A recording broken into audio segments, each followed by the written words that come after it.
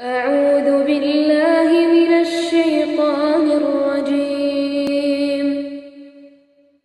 وإذ قال الله يا عيسى ابن مريم أنت قلت للناس اتخذوني وأمي إلهين من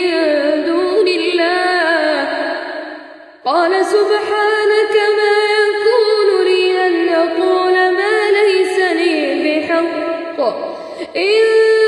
كنت قلته فقد علمته تعلم ما في